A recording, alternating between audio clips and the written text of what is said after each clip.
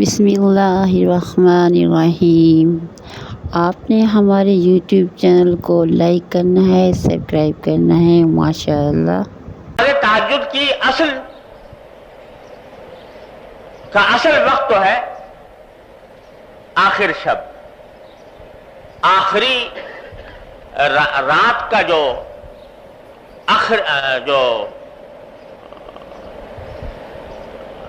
رات کا جو آخری حصہ ہے وہ افضل وقت ہے تہجد کا۔ بلکہ فقہاء کرام نے یہ فرمایا ہے کہ اگر رات کو 3 حصوں میں تقسیم کیا جائے تو دوسرا تہائی حصہ یہ افضل ترین وقت ہے کہ آدمی اس وقت میں تہجد پڑھے، پھر چاہے بعد میں سو جائے اور پھر فجر کے لیے اٹھے۔ اور اگر رات کو 2 حصوں میں تقسیم کیا جائے تو آخری حصہ جو ہے وہ زیادہ افضل ہے تہجد کے لیے۔ تو اصل بات یہ ہے کہ آدمی کو چاہیے کہ اس کا اہتمام کرے کہ اللہ تبارک و تعالیٰ توفیق دے تو آخر شب میں بیدار ہو کر تہجد کی نماز ادا کرے۔ لیکن ایک حدیث ہے جو معجم طبرانی میں مروی ہے، اس میں رسول کریم صلی اللہ علیہ وسلم نے ارشاد فرمایا کہ لا بد من صلاۃ بلیل ولو حلب شاہ، کہ رات کے وقت میں کچھ نماز پڑھنا ضروری ہے۔ ضروری ہونے کا معنی یہ کہ اللہ تبارک و تعالیٰ کی رحمتوں کو متوجہ کرنے کے لیے اور اپنی اصلاح کی خاطر آدمی کو ضروری ناگزیر ہے کہ وہ رات کے اندر کچھ نماز پڑھے۔ اور فرمایا ولو حلب شاتن، چاہے وہ اتنی ہی دیر کیوں نہ ہو جتنی دیر میں ایک بکری کا دودھ دویا جاتا ہے۔ بکری کا دودھ اگر دوئیں تو بہت زیادہ وقت نہیں لگتا اور جلدی دوہا جاتا ہے، کیونکہ دودھ کم ہوتا ہے بکری کا گائے اور بھینس کے مقابلے میں۔ تو بتائیں کہ جتنی دیر میں بکری کا دودھ دویا جاتا ہے اتنا ہی کیوں نہ ہو، لیکن نماز رات کی نماز فرمایا لا بد من صلاۃ بلیل، ضرور ہونی چاہیے اور کسی مومن کو وہ چھوڑنی نہ چاہیے۔ پھر آگے فرمایا، یہ حدیثی کا حصہ ہے کہ وَمَا كَانَ بَعْدَ صَلَاةِ الْعَشَاءِ فَهُوَ مِنَ اللَّيْلِ، کہ نماز عشاء کے بعد جو بھی نماز پڑھی جائے وہ صلاۃ اللیل میں داخل ہے، تہجد کے مفہوم میں داخل ہے، جو عشاء کے بعد جو بھی نماز پڑھی جائے۔ اس حدیث میں رسول کریم سرور دو عالم صلی اللہ علیہ وسلم نے ہم جیسے کمزوروں کے لیے یہ آسانی کا راستہ تجویز فرما دیا کہ اگر سونے کے بعد اٹھنا مشکل ہو رہا ہے تو اول شب میں نماز عشاء پڑھنے کے بعد بھی اگر کچھ نماز تہجد کی نیت سے، صلاۃ اللیل کی نیت سے پڑھ لی جائے تو انشاءاللہ تہجد اور صلاۃ اللیل کی برکات سے محرومی نہیں ہوگی۔ اس لیے بزرگ فرماتے ہیں کہ آدمی کو کوشش تو پوری یہ کرنی چاہیے کہ آخر شب میں اٹھ جائے، لیکن اگر اس کی عادت نہیں پڑی یا کوئی عارض درپیش ہے تو نماز عشاء کے بعد اور وتر سے پہلے اور عشاء کے بعد کچھ رکعتیں پڑھنے کا معمول بنا لے، بنیت تہجد، بنیت صلاۃ اللیل۔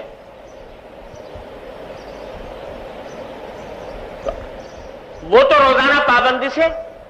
پڑھے، ساتھ ہی کوشش کرتا رہے کہ آخر شب میں بھی آنکھ کھل جائے، اور آخر شب میں آنکھ کھل جائے تو پھر اس وقت میں جتنی توفیق ہو اس وقت میں پڑھ لے، اور اگر فرض کرو آنکھ نہ کھلی تو کم از کم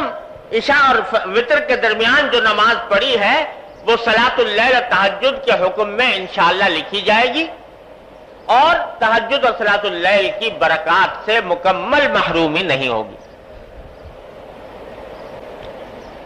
تو یہ کام تو بھائی ہر مومن کو کرنا ہی چاہیے کہ عشاء اور وتر کے درمیان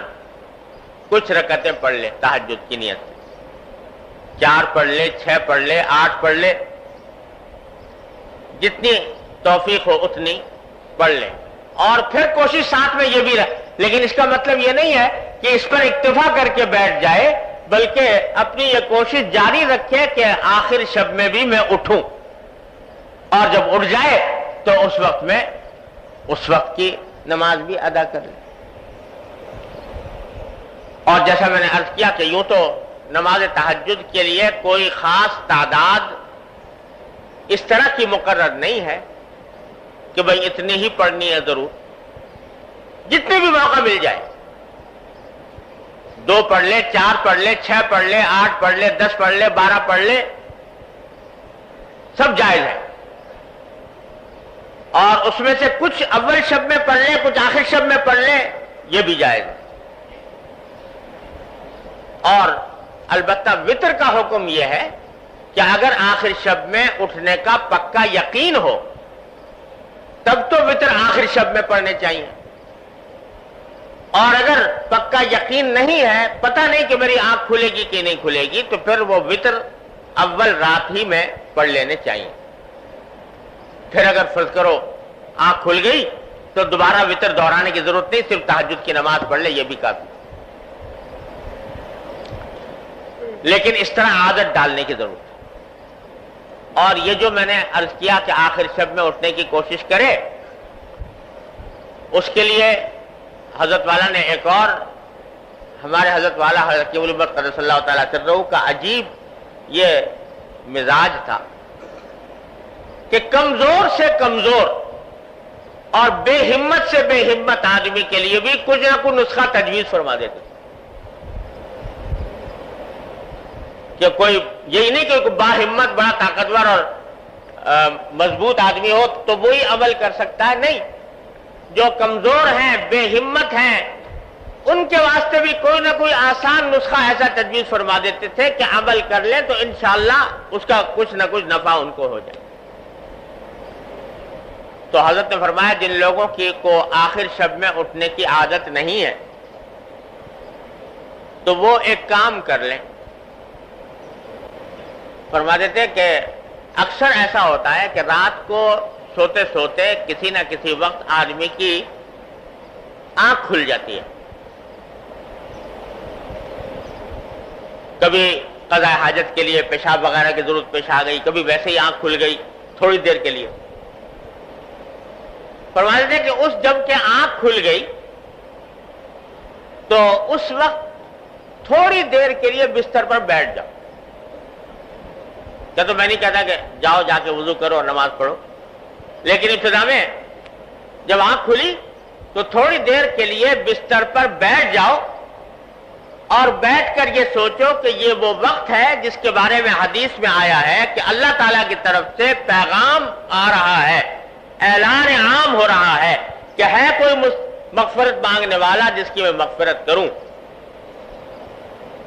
تو یہ تصور کر کے تھوڑی دیر کے لیے دعا کر لو بیٹھ کے، ایک تو اپنی مغفرت کی دعا کر لو اور دوسرے اس بات کی دعا کر لو کہ یا اللہ مجھے تہجد میں آخر شب میں اٹھنے کی توفیق نہیں ہو رہی، اپنے فضل و کرم سے مجھے یہ توفیق عطا فرما دیجئے۔ فرمایا یہ دعا کرو، پڑھ کے سو جاؤ۔ حضرت فرماتے ہیں اگر اتنا ہی کر لو تو جو آدمی یہ کام کر لے گا پابندی سے تو انشاءاللہ اللہ تعالیٰ کی طرف سے اس کو توفیق ہوگی اور ضرور ہوگی انشاءاللہ، اگر پابندی سے یہ کام کر لے۔ تو ہمارے حضرت والا حضرت قیوم الامت قدس اللہ تعالیٰ سرہ فرماتے تھے کہ حقیقت کا مزاج یہ تھا کہ وہ لوگوں کو لانے کے لیے آسان سے آسان تدبیر بتاتے تھے، جیسے دانہ ڈالا جاتا ہے نا جانور کو، تو اس طریقے سے دانہ ڈالتے تھے، اور تجربہ یہ ہے کہ جو شخص یہ کام کر لے گا پابندی سے، جب بھی آنکھ کھلے بیٹھ جائے چند لمحے کے لیے اور دعا مانگ لے اللہ تعالیٰ سے، انشاءاللہ وہ تہجد کی برکات سے محروم نہیں رہے گا۔ ہمارے حضرت والا حضرت ڈاکٹر صاحب قدس اللہ تعالیٰ سرہ، اللہ تعالیٰ ان کے درجات بلند فرمائے، وہ فرمایا کرتے تھے کہ میاں یہ جو انسان کا نفس ہے نا، اس نفس کو قابو میں کرنے کے لیے کبھی کبھی اس کے ساتھ تدبیر سے کام لینا پڑتا ہے۔ اور پھر اپنی مثال دینے لگے، حضرت والا اپنی مثال دینے لگے۔ یہ آخر دور کی بات ہے جب عمر زیادہ ہو گئی تھی، 80 سال سے زیادہ متجاوز ہو گئی تھی، اور جب سے حضرت والا سے حضرت حکیم الامت قدس اللہ تعالیٰ سرہ سے تعلق ہوا تھا تو ماشاءاللہ تہجد کے عادی تھے، اور 2 گھنٹے کے اذکار کا معمول، 2 گھنٹے مسلسل اذکار میں صرف فرماتے تھے۔ تو پھر فرمانے لگے کہ رات میری جب تہجد کے وقت میں بیدار ہوا تو طبیعت میں بڑی کشمکشاہٹ تھی،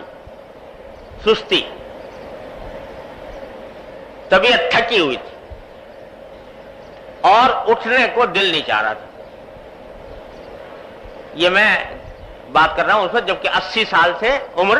متجاوز ہو چکی تھی، جوانی کی بات نہیں ہو رہی ہے، بڑھاپے میں بھی 80 سال سے زیادہ عمر۔ تو فرمانے لگے کہ طبیعت میں کشمکشاہٹ پیدا ہوئی،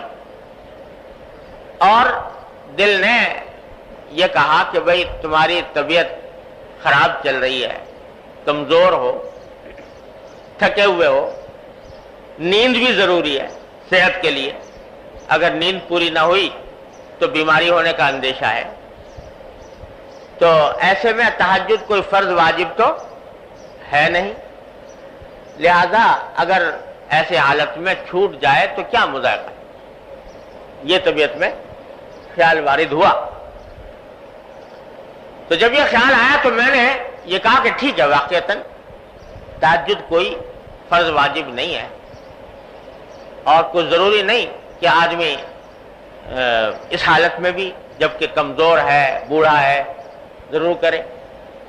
لیکن میں نے کہا کہ دیکھو یہ رات کا وقت ہے جس میں اللہ تعالیٰ کا منادی آواز لگا رہا ہے کہ ہے کوئی مغفرت کرنے والا جس کی مغفرت کروں،